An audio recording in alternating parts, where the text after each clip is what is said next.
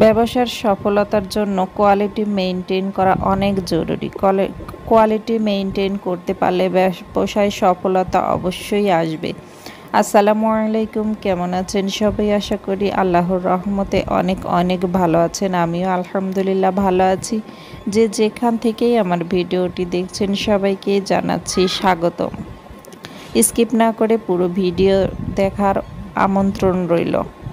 একটি ড্রেসের মানে লাল টুকটুকে একটা লাল ওড়নাতে আমি স্যাম্পল তুলছিলাম। ড্রেসটা অনেক দিন আগেই আমি সেট করে রেখেছিলাম, কাটওয়ার্কের কাজ, দুইটি কালার মিলে এই ওড়নাটা তৈরি, এর সাথে জামাও আছে। তো ওড়নাটাতেই আমি স্যাম্পল তুলছিলাম। ড্রেসটা অনেক দিন আগে রেডি করা, কিন্তু কাজ করা হয়নি। তো আজকে একটু যেহেতু নিয়ে বসলাম তাই শেয়ার করতে বসলাম। আর এটাতে আমি কাঁথা স্টিচ দিয়ে সেলাই করব, খুবই সিম্পলভাবে, কিন্তু ভরপুর ডিজাইন হবে।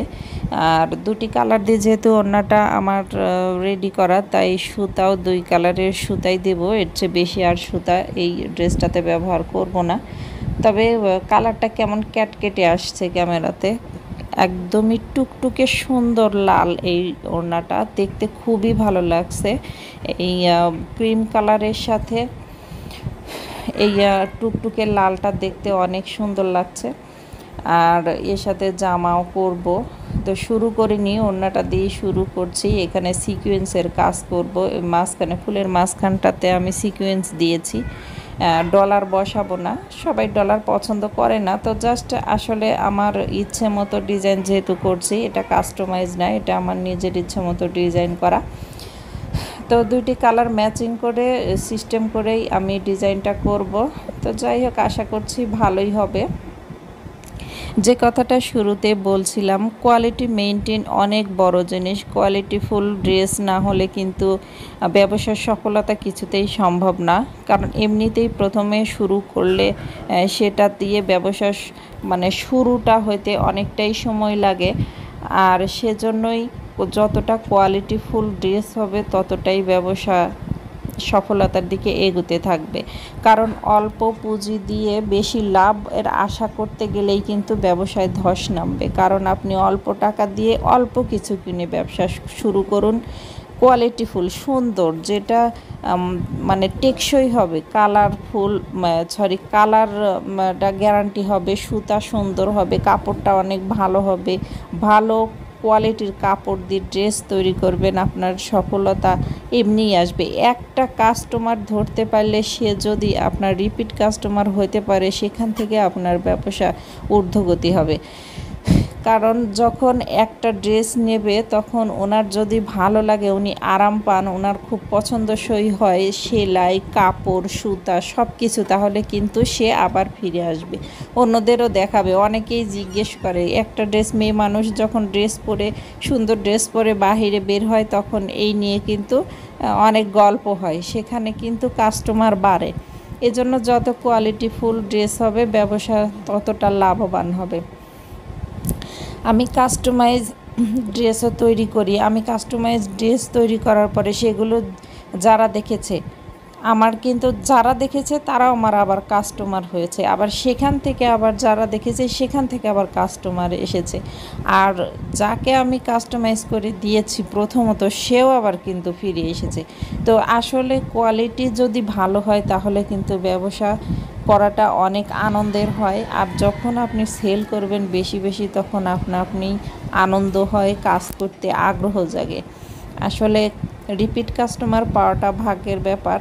আর যতটা পারা যায় চেষ্টা করতে হয় রিপিট কাস্টমার যাতে হয়, মানে যে ড্রেস নেবে সে দ্বিতীয় আর কোনো কথা বলবে না। তো আমি আলহামদুলিল্লাহ এ পর্যন্ত যতগুলো ড্রেস তৈরি করেছি, আমি আমার সাধ্য মতো চেষ্টা করেছি খুবই ভালো কোয়ালিটির কাপড় দিয়ে কাজ করতে। আর সেখান থেকে আমি কখনোই এ পর্যন্ত কোনো রিপোর্ট পাইনি যে কাপড়ের কোয়ালিটিও ভালো না, সেলাই বা সুতাও ভালো না, এরকম আমি এখনও শুনতে পাইনি। আর অল্প টাকা দিয়ে অল্প কিছু দিয়ে ব্যবসা শুরু করুন। লাভ প্রচুর ধরার দরকার নেই, প্রচুর লাভ ধরতে গেলেই আপনার ব্যবসাটা অন্যরকম হয়ে যাবে। কারণ অল্প টাকা দিয়ে ভালো কাপড় পাওয়া যাবে না, ভালো সুতা পাওয়া যাবে না। এখন আপনি অল্প টাকা দিয়ে যদি বেশি কাপড় নিয়ে এসে সেই মানে ভালো কোয়ালিটি না সেই কাপড় দিয়ে অনেক ড্রেস বানিয়ে বেশি বেশি টাকা লাভ হিসেবে বিক্রি করে দিলেন, আপনার কাস্টমার যে একটা ড্রেস নেবে সে আর ফিরে আসবে না। তাহলে আপনার ওটাই ভালো নাকি যে ড্রেসটা নিয়ে আবার ফিরে আসবে সেটাই ভালো? ব্যবসার মূলত এটাই সফলতা আমার মনে হয়, যে যে জিনিস নিবে সে আবার ফিরে আসবে, সে না হোক অন্তত তার মাধ্যমে আরও লোক। আমি ওই ড্রেসটার স্যাম্পল তুলে ওটা রেখে দিয়েছি, মানে আমি সেলাই করেছি। আর এখানে আরেকটা ড্রেসের আমি স্যাম্পল তুলছি, এটা আমি একটা নতুন কর্মী পেয়েছি।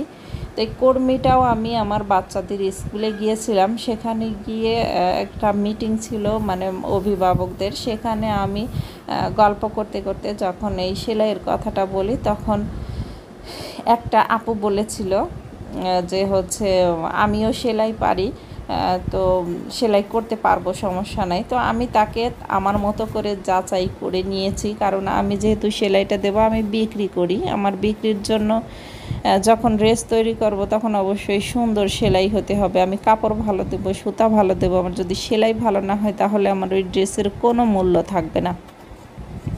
কারণ এর আগেও আমি অনেকগুলো কর্মী ছিল, তার মধ্যে আমি কয়েকজনকে বাদ দিয়ে দিয়েছিলাম এই শুধুমাত্র সেলাইয়ের জন্য, সেলাইয়ের কোয়ালিটি ভালো না। তো এর জন্য আমি একেও অনেক যাচাই করে নিয়েছি, সেলাই দিয়েছি, সামনে সেলাই দেখিয়েছি, মানে যতটুকু পারা যায় আমি আমার দিক থেকে যাচাই করে তারপরে সেলাইটা দিচ্ছি। তো এই কাপড়টা রেডি ছিল না, ড্রয়িং করা ছিল না, এই জন্য দিতে পারিনি। কয়েকদিন ধরেই উনি ঘুরছিলেন সেলাইটা দেন। তো আজকে দুপুরের খাওয়া দাওয়া সেরে আগে আমি এই কাপড়টা নিয়ে বসেছি। সাইন পেনটা ছিল না, বাচ্চাদের স্কুলে দিয়ে আসার সময় আমি নিয়ে এসেছি, নিয়ে এসে তো বিকেলবেলা বসে গেছি এটাতে। আমার অনেকটা সময় লেগেছে, আমি দুপুর থেকে মানে দুপুরের কাজকর্ম শেষ করে বিকেলের দিকেই বসছি আর কি। তো বিকেল থেকে একদম সন্ধ্যা হয়ে গেছে, ড্রয়িং করেছি, স্যাম্পল তুলেছি। আর যে শুধুই বসে কাজ করি তাও না, আমাকে কতবার যে উঠতে হয় তার ঠিক থাকে না কাজে। আবার রাতের খাবারটাও তৈরি করে নিচ্ছি, আর এভাবেই আমার একের পর এক কাজ চলতেই থাকে, একটার পর একটা ব্যস্ততা সব সময় থেকেই যায়, আর এভাবেই আমার সারাটা দিন পার হয়।